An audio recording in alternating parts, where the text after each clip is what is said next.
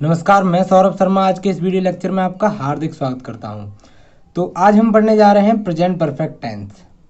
तो present perfect tense की पहचान होती है चुका है, चुकी है, चुके हैं, या है, ही है, ये है, आ है, ई है, ए है। यानी कि यह शब्द किसी भी सेंटेंस के अंत में आते हैं तो वह सेंटेंस प्रेजेंट परफेक्ट टेंस कहलाता है। जैसे कि वह घर जा चुका है, तो अंत में आ रहा है चुका है, तो इस प्रकार से ये सेंटेंस प्रेजेंट परफेक्ट हुआ।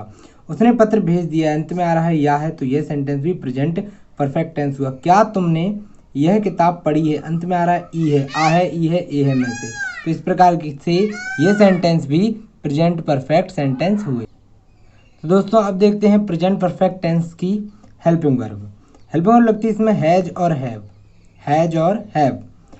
यदि subject he, she, it, name और सिंगुलर होता है तो उसके साथ हैज हेल्पिंग वर्ब का प्रयोग करते हैं।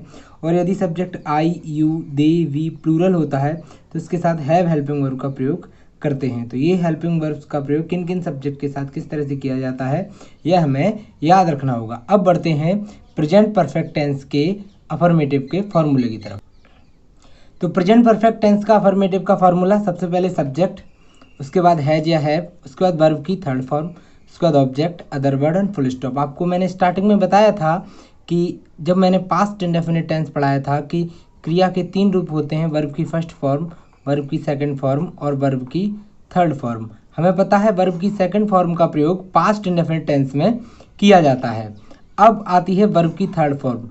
परफेक्ट के तीनों ही tense, present perfect, past perfect और फ्यूचर परफेक्ट, इन तीनों ही परफेक्ट टेंसों में क्रिया के तृतीय रूप यानी कि वर्ब की थर्ड फॉर्म का प्रयोग किया जाता है। यह हमें याद रखना ही होगा, तीनों के साथ वर्ब की थर्ड फॉर्म का प्रयोग किया जाता है।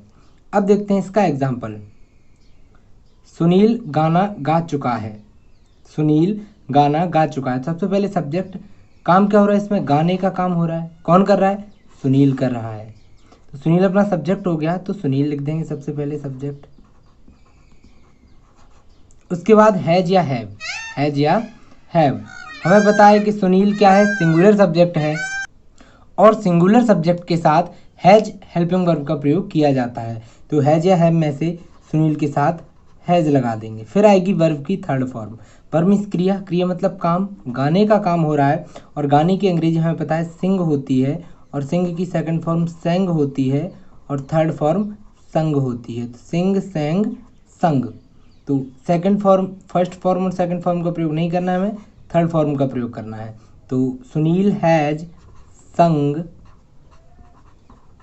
अब ऑब्जेक्ट, सुनील क्या गा चुका है, गाना गा चुका है, तो सुनील हैज संग अ सॉन्ग। इस प्रकार से ये सेंटेंस अपना बन करके कंप्लीट होता है। अब बढ़ते हैं नेगेटिव की ओर। हमें पता है किसी भी सेंटेंस का नेगेटिव बनाने के लिए हेल्पिंग वर्ब के तुरंत बाद नॉट लगा देते हैं। तो यहाँ पर आया सबसे पहले सब्जेक्ट और हैज है हेल्पिंग वर्ब, उसके बाद नॉट लगा दिया, फिर वर्ब की third form, object, other word and full stop. Example देखते हैं।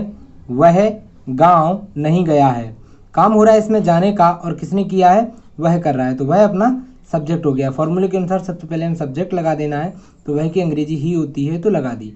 उसके बाद हमें लगाना है हैज या हैव में से एक। हमें पता है ही के साथ क्या आएगा, हैज आएगा, क्योंकि ही एक सिंगुलर सब्जेक्ट है। उसके बाद नॉट, नहीं आया है तो नॉट लगाएगा, नेगेटिव सेंटेंस है तो नॉट लगा दिया। फिर वर्ब की थर्ड फॉर्म। वर्ब मीन्स क्रिया और क्रिया मतलब काम, जाने का काम हो रहा है। जाने की अंग्रेजी गो होती है और गो की थर्ड फॉर्म होती है गॉन।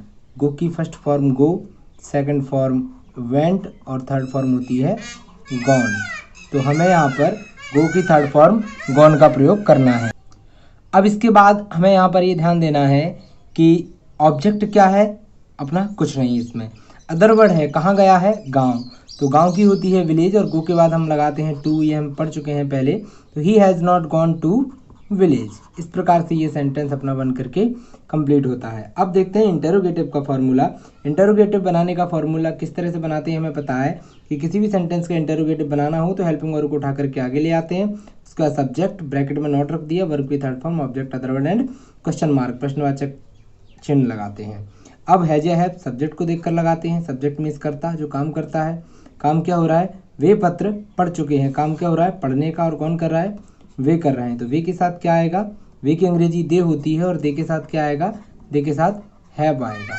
तो हम यहाँ पर सबसे पहले हैव लगा, तो सबसे पहले हैव लगा देंगे। उसके बाद सब्जेक्ट अपना अभी अपन ने पता किया क्या होता है, दे।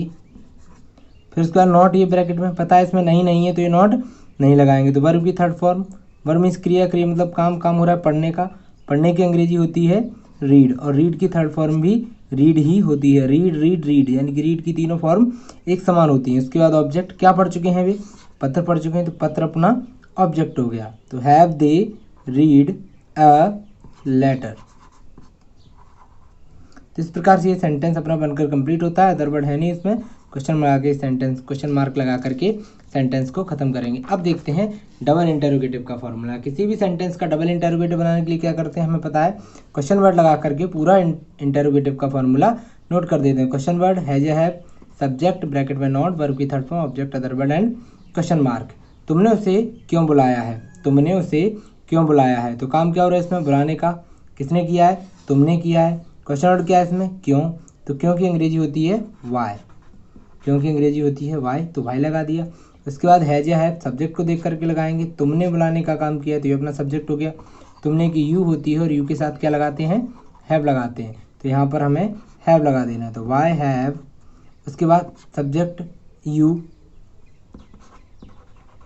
नॉट आएगा, नहीं आएगा क्योंकि इस सेंटेंस में कहीं पर भी नहीं है। उसके बाद वर्ब की थर्ड फॉर्म, बुलाने की अंग्रेजी होती है कॉल, और इसमें ईडी लगा देंगे तो इसकी थर्ड फॉर्म हो जाती है, सबसे first form called, second form called और थर्ड फॉर्म कॉल्ड। इस प्रकार से क्रिया के कॉल के तीनों रूप होते हैं। तो वाई हैव यू कॉल्ड, उसके बाद ऑब्जेक्ट किसे बुलाया है, उसे की अंग्रेजी होती है him, why have you called him. इस तरह से सेंटेंस अपना बनकर कंप्लीट होता है। इसमें कोई भी अदर वर्ड नहीं है तो क्वेश्चन मार्क आगे सेंटेंस को खत्म करेंगे। तो इस प्रकार से हमने प्रेजेंट परफेक्ट टेंस बनाना सीखा। इसके बाद हम पास्ट परफेक्ट टेंस सीखेंगे, फिर फ्यूचर परफेक्ट टेंस सीखेंगे। इसी प्रकार से सीरीज को आगे बढ़ाते चले जाएंगे। तब तक के लिए धन्यवाद।